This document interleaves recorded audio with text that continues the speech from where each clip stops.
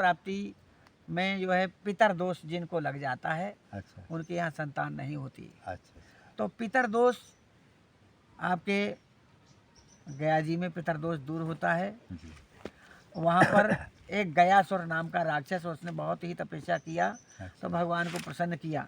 जी तो उनका जो क्षेत्र है, जी उनके क्षेत्र पर ही वहाँ पर पिंडदान होते हैं। जी वहाँ के विद्वान लोग पिंडदान करवाते हैं। उपहास की बात यहाँ पर भी आई, मैं भी किसी का पिंडदान कराने गया था, पर मेरा भी मन हो गया वहाँ पर अच्छा जी कि हम भी अगर सक्षम होते, हमारे पास भी कुछ होता तो हम भी पिंडदान करते। जी जी हमने पंडित से कह दिया, हाँ क्यों पंडित जी, जिस प्रकार से सीता जी के पास में कुछ भी धन नहीं था, हाँ फिर भी वे अपना पिंडदान करके गईं और उनका स्वीकार भी किया गया। हमारे पास भी कुछ नहीं है, हम कैसे पिंडदान करें। उसने कहा वो ज़माना अलग था और आज का ज़माना अलग है। हाँ, अलग। फिर भी मैं आपको ये कहूँगा कि सारा सामान जो भी व्यवस्था है, मैं आचार्य अगर बन गया आपका, तो आचार्य बन करके मैं सारी व्यवस्था मैं करूँगा, अच्छा जी लेकिन आपसे 1 रुपया दक्षिणा अवश्य लूँगा। कोई बात अब 1 रुपया भी मेरे पास नहीं था गया जी में। बड़े अच्छा आश्चर्य की बात। अच्छा तो किसी ने हमको 10 रुपये दिए अच्छा अच्छा भोजन करने के लिए, हाँ, और मैं दुकान पर हाँ, सब्जी पूड़ी लेकर के भोजन करना चाह रहा था। मैंने उससे कहा कि मुझे 10 रुपए की पूड़ी दे दो। हाँ, बोले हाँ 10 रुपए की ही तौल करके दी जाएगी। हाँ, तो पता नहीं 6 पूड़ी देता था वो। हाँ, पूड़ियाँ तो मैंने नहीं गिनी, क्योंकि भूख में कौन याद करे हाँ, कि कितनी पूड़ी है कितनी नहीं है। हाँ, तो हमने हाँ, उससे कहा कि भाई एक बात मैं आपसे प्रार्थना करना चाहता हूँ। बोले आपको प्रार्थना करने की क्या आवश्यकता है। मैंने मेरी ऐसी बात फंस गई है। बोले क्या बात फंस गई। मुझे 1 रुपये दे देना इसमें से, हाँ। और 9 रुपए की पूड़ी दे दो। हाँ सही है तो उसने 9 रुपए की पूड़ी देने लगा और उसमें से एक पूड़ी उतर रही थी। उसने सोचा लो चलो महात्मा है, हाँ। एक पूड़ी को क्या निकालना। तो उसने कहा हम तुम्हें पूड़ी 10 रुपए की दे रहे, लेकिन हम 1 रुपये आपको वापस भी करेंगे, हाँ, लेकिन एक बात पूछेंगे, वो आपको बतानी पड़ेगी। हाँ। तो हमने खाया तो वे 10 पूड़ी खाई। उसके बाद हमने उससे हाथ पसारा कि मुझे 1 रुपया तो दो। हाँ, बोले हम 1 रुपया तो जे लिए हैं, अभी देंगे नहीं। तो हमने कि ये क्या कर रहा है, इधर दिखा रहा है, इधर हम लटकाए हैं। हाँ। मैंने कि क्या कह रहे हो आप। हाँ। बोले ये बताओ ये रुपया कहाँ खर्च करोगे। मैंने कहा मैं फल्गु नदी में पंडित को 1 रुपया दान करना चाहता हूँ। हाँ, बोले ये आपको दिया। जी जी तो उस पंडित ने जब 1 रुपया ग्रहण किया तो उसने भी कहा कि आपने कैसे ये 1 रुपया पैदा किया। आप तो कह रहे थे कि 1 रुपया भी नहीं है। मैंने कहा मैंने अपने पेट को काट करके दिया। हाँ, पेट में मैंने कहा था मैं 1 रुपये की कम भोजन कर लूँगा। हाँ सही है तो ये तो महादान हो गया। महादान इस प्रकार से मैं हाँ, गया जी में पिंडदान 52 और 54 जगह पिंडदान किया जाता है। अच्छा। वहाँ पर आप इस प्रकार से मत करना, क्योंकि आप लोगों के पास तो धन जरूर होगा। हाँ, हाँ, सही। लेकिन हमारे पास तो 1 रुपये भी नहीं था। तो हाँ। हमने अपना पेट काटा, जी, मगर जी। बनिया ने पेट नहीं काटने दिया। हाँ। उसने पूरा भोजन दिया। तो हमने मन से तो हो गया, हाँ। मन से हमने त्याग किया कि हम 1 पूड़ी कम खाएंगे या 1 रुपये का भोजन कम करेंगे। इस प्रकार से हम पिंडदान करके हम उसमें सक्सेस हुए, और जिसका हमने पिंडदान कराया था उसको भी तत्काल 9वें महीने फल प्राप्त हुआ। वाह। उसके संतान नहीं हो रही थी। अच्छा। डॉक्टर देवेंद्र था, हाँ। अभी भी है। ये कहाँ की घटना हमारे ये यहीं करबी की घटना है। करबी में अच्छा। तुलसी मार्केट में उसका। अच्छा। तो उसने हमसे प्रार्थना की थी, हमने कि पिंडदान आप कराओ, अच्छा और आना जाना भोजन साजन जो कुछ भी है तुम्हारा खर्च होगा, और वो आपको निश्चित ही फल प्राप्त होगा। ये महाराज जी महामृत्युंजय जब से भी क्या पुत्र की प्राप्ति होती क्या। देखिए ये बिजली के खंभे की तरह है। जी आप करंट कहीं से भी लो, आपके घर में लाइट आएगी। हाँ आएगी। तो आप महामृत्युंजय करिए, दुर्गा अनुष्ठान कीजिए, देवी भागवत करिए, श्रीमद् भागवत करिए, हनुमान जी की आराधना करिए, किसी की भी करिए, करंट आपको उतना ही आएगा। आपकी आस्था जहाँ पर लग जाए वहीं से आपको सिद्धि प्राप्त हो जाएगी। तो महाराज जी एक छोटा उसी में आ गए, माता जानकी जी गयासुर गई थी, वो कैसे पिंडदान किए बिना पैसे के। ये थोड़ा संक्षेप में आप बताइए। वो उसमें ये हुआ कि राम लक्ष्मण को व्यवस्था करने के लिए भेजा अच्छा और इधर आवाहन सीता जी ने कर दिया, तो दशरथ जी वहाँ पर पधार गए। अच्छा उन्होंने कहा ये समय पिंडदान करने का उचित है, तुम जल्दी से मुझे दान करो। तो उन्होंने कहा अब इस समय तो मेरे पास कुछ नहीं है। बोले जो कुछ भी है, तो उन्होंने बालू का ही पिंड बना करके दे दिया। वो उन्होंने स्वीकार किया, बालूकामयम हाँ पिंडदान में हम करिष्ये, इस तरह से उन्होंने पिंडदान कर दिया, वो भी स्वीकार हुआ। हाँ। उसके प्रमाण भी दिए गए थे। फल्गु नदी ने प्रमाण नहीं दिया, बोले हमें नहीं मालूम। हाँ कुछ ऐसा है। हाँ, गाय माता भी रही क्या? गाय माता भी रही। हाँ। तो इन सबको सीता जी ने श्राप दे दिया था। अच्छा किसको किसको श्राप दिया है? 3 लोगों को श्राप दिया था। फाल्गुन नदी को? फल्गु नदी को दिया, हाँ गाय को दिया, हाँ। और एक वृक्ष को दिया था। अच्छा वृक्ष को हाँ। दिए थे। तो ये क्या श्राप दिए थे थोड़ा? ये श्राप दिया कि जैसे मान लीजिए गौ को दिया कि तुम्हारा कलयुग में मान नहीं होगा, तुम विष्ठा सेवन करोगे। अच्छा अच्छा। तो आजकल विष्ठा भी खा हाँ जाती सही हैं। खाती हैं। और ये फल्गु नदी। नदी में, हाँ। इसमें तुम्हारे नाम ही नाम रहेगा, उसमें पानी नहीं मिलेगा। अच्छा बालू खोदना पड़ती है। हम बालू खोदते थे, हाँ। तब हमें पानी मिलता था, तब हाँ। उसमें पिंडदान करवाते अरे थे। राम। और तीसरा पेड़ कौन सा था? पेड़ था एक, अभी इस समय मुझे याद नहीं आ रहा है। अच्छा अच्छा। हम्म। अच्छा पेड़ भी था। तो महाराज जी ने आज बहुत अच्छी अच्छी बातें बताई। महाराज जी थोड़ा और आ गए तो आप ऐसे घोर जंगल में रहते हैं, तमाम शेर बाघ जो है आपके आसपास हम सुनते हैं, घूमते टहलते रहते हैं। फिर कई चीज़ हमने एक चीज़ देखा कि आप बहुत से लोगों को मन से या जैसे भी चाहते ठीक भी कर देते हैं। ये कौन सी ऐसी शक्ति आपके अंदर है?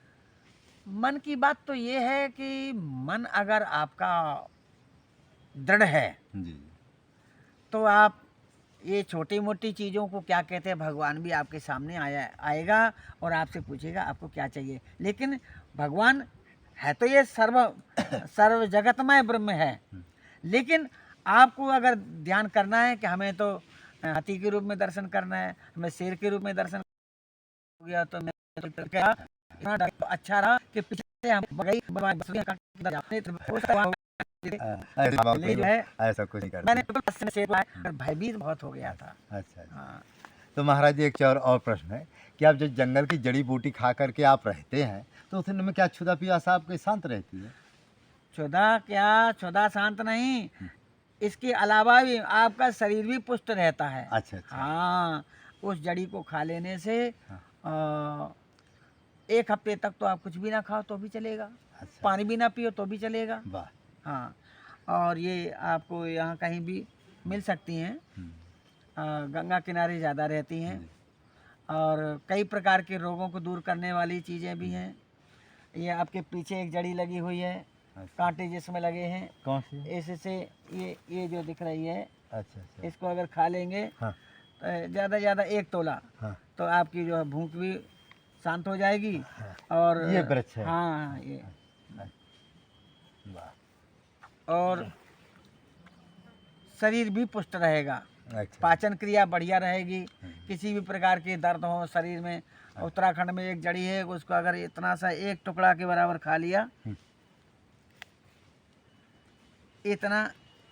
इतना अगर खा लिया, तो आप अगर 40 किलोमीटर पैदल चल के आए हैं, तो आपको यही मालूम नहीं पड़ेगा कि हम चल के आए हैं। वाह। इतनी अच्छी है, मगर वो है बहुत कड़वी। अच्छा। उसको खाने में तुरंत जैसे मुंह में रखा हो तुरंत ही पलटी हो जाती है। तो उसको मुंह में जीभ की अग्रभाग से आगे रखना है। आगे रखकर ऊपर पानी के घूंट से पी जाइए, तो वो अंदर चली जाएगी। तो फिर वो आपकी सारी ताकत को एकदम बरकरार कर देगी, फैला देगी।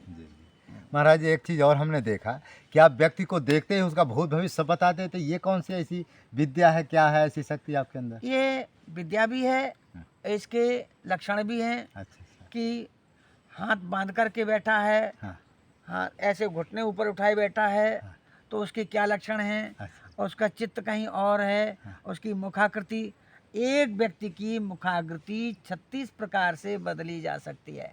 वाह। ये मुखाकृति है ना, तो क्रोध में अलग है, स्नेह में अलग है, याचना करने में अलग है, देने में अलग है। इनकी सभी प्रकार की जो आकृतियां हैं, वे इन सब के अलग अलग प्रभाव हैं। इन्हीं के द्वारा जब हम भजन करते हैं तो इन आकृतियों का भी प्रभाव पड़ता है।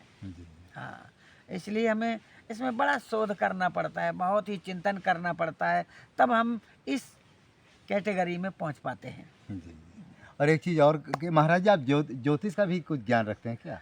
हम जो सुने। ज्योतिष का तो यह है हाँ। कि अधिकांश हम लोगों को देखते हैं कि ज्योतिष के व्यापार कर रहे, धंधे कर रहे। अच्छा, ये धंधे की वस्तु नहीं है, ज्योतिष भगवान का नेत्र है। अच्छा, ज्योतिष। भगवान के जो ज्योतिष को बेचते हैं, समझो भी भगवान की आंखों को बेच रहे हैं। नेत्रों का अच्छा। काम क्या है? हाँ। देखना। देखना। और जो व्यक्ति भगवत कृपा को प्राप्त कर लेता है, वो उसके भावों को समझ करके और उस तिथि मुहूर्त इन सब की गणना करके वो नक्षत्रों के आधार पर हाँ, समझ लेता है समझ लेता कि है। इसका सामुद्रिक शास्त्र के आधार पर उसके पैरों की बनावट कैसी है, अच्छा। मुखाकृति कैसी है, चितवन कैसी है, अच्छा। हाथ कैसे है, वो किस प्रकार से खड़ा है। अच्छा। जैसे ये खड़े हो गए हाँ। तो इनको जाने की प्रतीक्षा है। वाह, पूरा वाह आपने सत्य बताया कि इनको ये इनका एक हाथ कमर पर लटका हुआ है। अच्छा। उसका आशय यह है हाँ। कि ये शीघ्र जाना सीख चाहिए। जाना चाहिए। चलो, अब हम ज़्यादा बड़ा वीडियो नहीं करेंगे क्योंकि समय की शॉर्टेज है।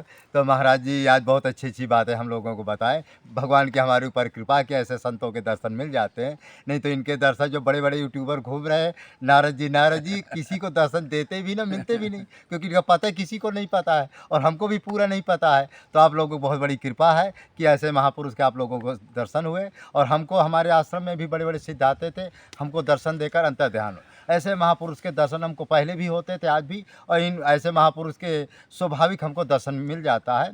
अब महाराज जी को ज़्यादा समय नहीं लेते हैं। मानव धर्म प्रसार की जय, सत्य न्याय धर्म की जय, चित्रकूट धाम की जय, कामतगिर भगवान की जय, और अनसुईया जी की जय, गुप्त गोदावरी की जय। कुछ भी बनने के पहले आप मानव बने और सत्य न्याय धर्म का पुनः स्थापना करने में सहयोग दो, और मानव धर्म का प्रचार प्रसार में आप जो है जहाँ भी आप वहीं मानव धर्म का प्रचार प्रसार करो। और सत्य बोलने वाला हमेशा आगे बढ़ता है, झूठ बोलने वाला कभी भी आगे नहीं बढ़ सकता है। परमात्मा अंधा बहरा नहीं है, और परोपकारी धर्मात्मा बिना साधन भजन के भी ईश्वर को प्राप्त कर लेता है। अनाचार, दुराचार, भ्रष्टाचार को मिटाना है, यही मानव धर्म का लक्षण है। जो समाज में फैली हुई कुरीतियाँ, आडम्बरों है, उसको संघर्ष के द्वारा, माने प्रवचन भाषण के द्वारा उनको भी हटाना है। यही हमारे मानव धर्म का लक्ष्य है। इसलिए मानव धर्म प्रसार की जाए। परमहंस श्री गंगा रामदास जी की जय, परमहंस श्री राम मंगलदास जी की जय। महाराज जी के चरणों में अनंत बार दंडवत है। और इस वीडियो को लाइक करें, शेयर करें, सब्सक्राइब करें। एक हमारा दूसरा चैनल है सत्य की यात्रा, उसमें भी हम वीडियो डालते रहते हैं, उसको भी लाइक शेयर सब्सक्राइब करें। जय श्री राम, जय श्री राम। थोड़ा जंगल दिखा दो। अच्छा,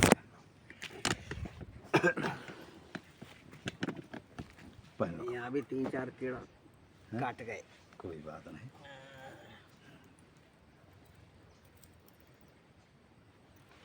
लिया भैया, हमारे किराए के कपड़ा दे दो। चलो, वहीं सब लंबी चौड़ी पहले बिताई हम। जाती है, वहीं मिलेगी इकट्ठा। भक्तों से थोड़ा ज़्यादा मात्रा में दिलाएंगे, चिंता न करें। ला भैया, अच्छा अच्छा। झोला दे दिए जरा। हाँ, अरे हाँ, फिर आ जाना। टाइम पूरा ले लिया भैया।